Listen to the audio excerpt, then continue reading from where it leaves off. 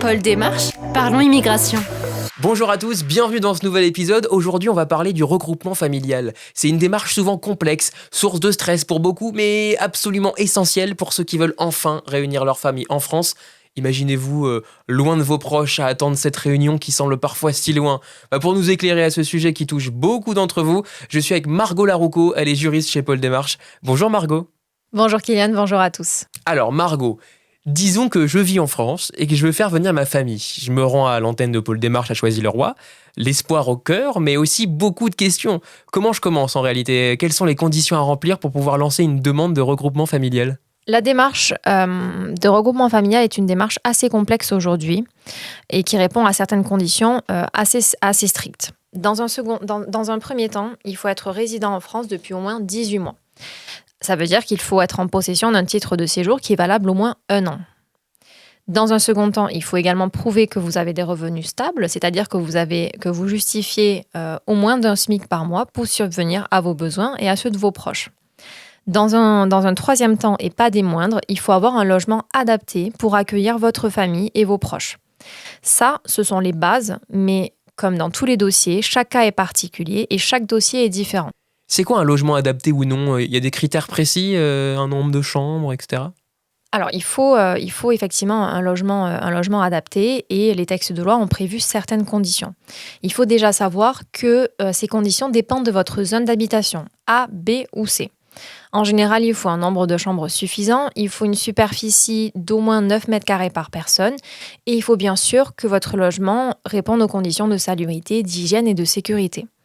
À ce sujet-là, je me souviens d'un dossier que nous avions traité il n'y a pas si longtemps que ça, d'un monsieur qui était venu nous trouver parce qu'il a vu un rejet à sa demande de regroupement familial parce que sa salle de bain n'était pas aux normes.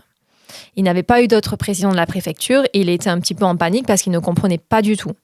Effectivement, il faut savoir que les conditions sont quand même assez strictes et notamment concernant le logement. Alors je sais que tu fais ça depuis quelques années. Est-ce qu'il y a un dossier, toi, qui t'a marqué ? Oui, il y a un dossier qui m'a tout à fait marqué.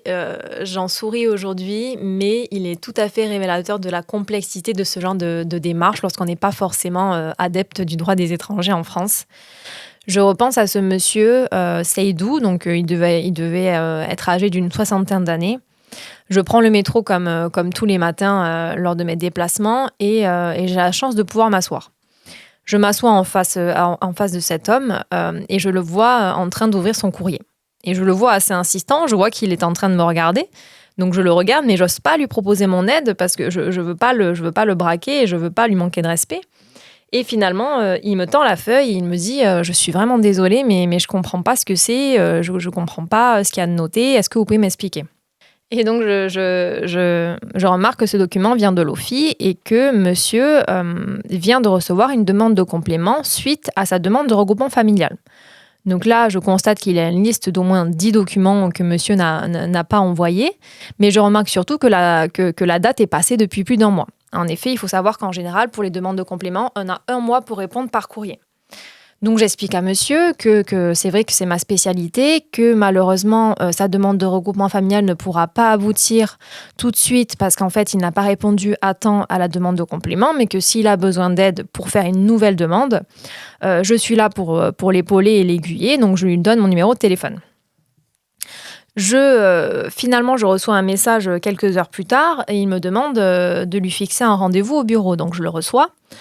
On balaye entièrement tout son dossier. On parle de sa vie ici. Ça fait plus de 30 ans qu'il est ici, de sa femme toujours présente au pays, de ses enfants qu'il voit que très rarement. Et on monte ensemble son dossier. Donc là, on rassemble toutes les pièces de son dossier. On envoie son dossier à l'OFII. La mairie passe à la maison sans aucune difficulté quelques mois plus tard. Et son dossier est transféré en préfecture. À ce moment-là... Donc son dossier, donc là c'est la dernière étape, la préfecture c'est la dernière étape et monsieur reçoit une réponse favorable. Aujourd'hui, je suis vraiment contente de savoir que monsieur vit avec sa femme et ses enfants en France et qu'ils passent de très bons moments ensemble. Et là, j'ai une question cruciale. On parle de faire venir qui exactement ? Parce que pour moi, ma famille me manque terriblement et vivre loin devient insoutenable. Quel membre puis-je espérer faire venir pour enfin être réunis ? Je comprends totalement cette question et j'imagine que c'est extrêmement compliqué de vivre loin de ses proches. Seulement, il faut bien comprendre que la demande de regroupement familial ne concerne que votre conjoint et que vos enfants mineurs.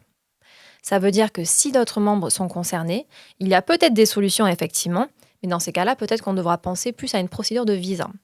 Ce qui est important, c'est de venir discuter avec nous, de parler de votre projet, de faire venir tel ou tel membre de votre famille, et à partir de là, on choisira quelle est la meilleure stratégie à adopter. Donc une fois les conditions réunies, quelles sont les étapes concrètes pour lancer la demande? Parce que moi là j'attends, l'attente devient insupportable. Première étape, on envoie un dossier complet à l'OFII. Une fois que l'OFII a réceptionné votre dossier, la mairie va passer à la maison. En fait, c'est une sorte d'enquête qui va être menée chez vous, juste pour vérifier que votre logement répond bien à votre situation familiale et aux conditions qui ont été posées par le législateur. Une fois que l'OFII et la mairie sont passés, votre dossier est transmis en préfecture. C'est la dernière étape et c'est elle qui va se prononcer sur votre demande de regroupement familial. Si c'est OK, votre visa est délivré, le visa est délivré à votre famille afin qu'elle puisse vous rejoindre ici en France et elle sera par la suite munie d'un titre de séjour. Et si ma famille est déjà en France, est-ce que je peux quand même faire une demande de regroupement familial ou est-ce que ça y est, c'est déjà trop tard? Ça dépend de votre situation. Alors, imaginons que votre famille arrive de manière irrégulière en France et fait une demande de regroupement familial. Ça, je vous le déconseille très fortement.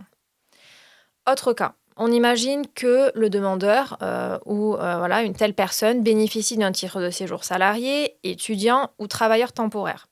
Il est possible de faire venir sa famille par regroupement familial. Du reste, là, les conditions seront exactement les mêmes que pour une demande classique. Et là, évidemment, je me demande combien de temps je vais devoir attendre parce que chaque jour loin de ma famille, moi, c'est une souffrance. Alors, comme je t'expliquais tout à l'heure, il y a plusieurs acteurs qui rentrent en jeu dans le traitement d'un dossier de regroupement familial. C'est pour ça que le délai peut vraiment varier d'entre 6 mois et à plus d'1 an. Effectivement, je conçois que ce délai est particulièrement long et que cette attente est interminable, mais il est surtout essentiel de veiller et de rester vigilant et de suivre la procédure. Parce qu'il se peut encore une fois que la préfecture vous fasse une demande de complément et il faudra répondre rapidement pour pas allonger le délai ou pour pas que simplement votre demande soit classée. Mais si la demande est refusée, que faire? L'idée de tout perdre après autant d'efforts, moi, ça me fait vraiment peur. Hein. En cas de refus, tout n'est pas perdu. Il faut savoir que dans un premier temps, il est possible de faire un recours soit devant l'administration, soit devant le tribunal. Il est également possible de redéposer tout simplement un dossier en mettant à jour votre dossier. On entend parler parfois de réunification familiale. Est-ce que c'est la même procédure que le recoupement familial? Alors non, ce n'est pas du tout la même chose. Il faut savoir qu'en France, il existe 2 procédures distinctes. On a d'abord le regroupement familial, ce dont on vient de parler, mais on a également la réunification familiale qui ne concerne que les bénéficiaires de la protection subsidiaire ou les réfugiés. Les conditions ne sont pas du tout les mêmes, sont beaucoup plus souples et la procédure ne se fait pas du tout devant la préfecture ou devant l'OFII. Effectivement, là, il s'agira de faire une demande de visa devant les autorités consulaires de votre pays d'origine.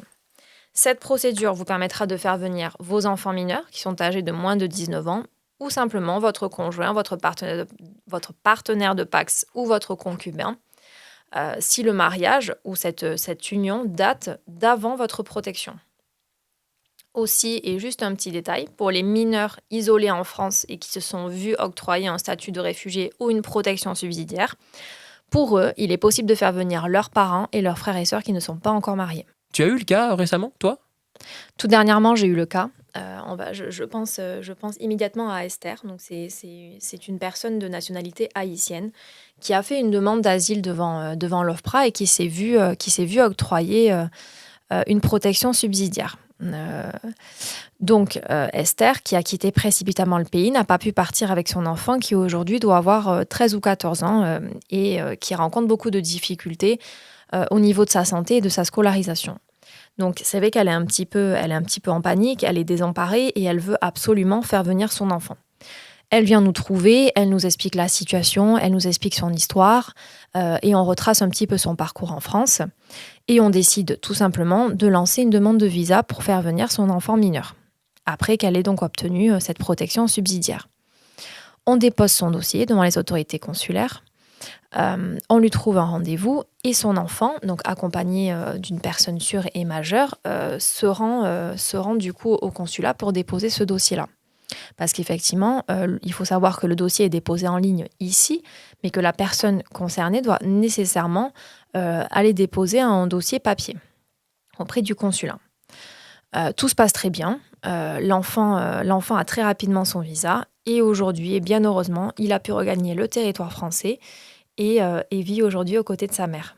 Merci Margot pour toutes ces précisions. Si vous avez trouvé ces informations utiles, abonnez-vous à notre chaîne et activez la petite cloche pour ne rien louper des prochains épisodes. Et puis si vous avez besoin d'aide pour vos démarches, rendez-vous sur www.poldémarche.fr ou alors venez nous voir au 11 avenue du Général Leclerc 94 600. On est à Choisy-le-Roi pour avoir l'opportunité d'être accompagné sur votre dossier. Je vous rappelle le numéro pour prendre rendez-vous 01 89 76 00 85. À bientôt pour un nouvel épisode. Paul Démarche, parlons immigration.